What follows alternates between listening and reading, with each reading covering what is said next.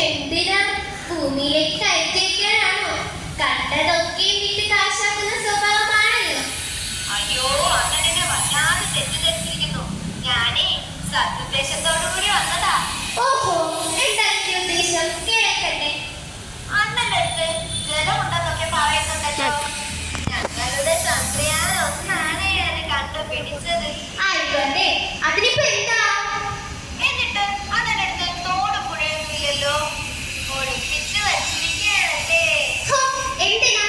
എന്നിട്ട് വേണം നിങ്ങളുടെ നാട്ടിലെ ആമേഴഞ്ചാൻ തോട് പോലെ മാലിന്യങ്ങൾ വലിച്ചെറിയാൻ. ഞങ്ങൾക്ക് ഇവിടെ കുരുതി കൊടുക്കാൻ പാവപ്പെട്ട ജോയിമാരൊന്നും ഇല്ല. അപ്പോ അണ്ണൻ വിവരങ്ങളൊക്കെ അറിയണമല്ലേ? പെട്ട് അങ്ങനെ സന്തോഷിപ്പിക്കാൻ എന്താ വഴി? ആ, ഞാനിവിടെ കുറച്ച് വൃക്ഷത്തൈകളൊക്കെ നട്ടാലോ എന്ന് ആലോചിക്കുന്നുണ്ട്.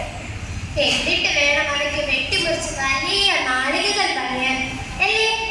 എന്റെ പൊന്ന് മനുഷ്യ, എന്നെ ഒന്ന് വെറുതെ വിടണേ. ആ ഭൂമിയുടെ കരച്ചിലും കഷ്ടപ്പാടും കൂടി കണ്ടും കേട്ട് ഞാൻ മടുത്തു. ഇനി എന്നെയും കൂടി കുരുതി കൊടുക്കരുത് പ്ലീസ്. മാനത്തെ അമ്പിളിമാമൻ നമുക്കെന്ത് വിസ്മയമാണല്ലോ.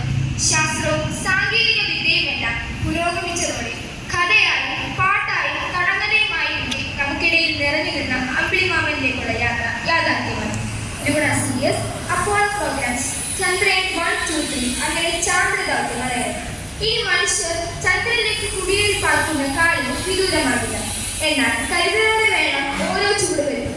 ഭാവി തലമുറയെ മുന്നിൽ കാണാതെ അത്യാഗ്രഹയോടെയുള്ള ചിന്തകൾ കാരണം മറ്റൊരു മലിനഭൂമിയായി മാറാതിരിക്കട്ടെ നമ്മുടെ അമ്പിളിമാമൻ. ഏവർക്കും ചാന്ദ്ര ദിനാശംസകൾ.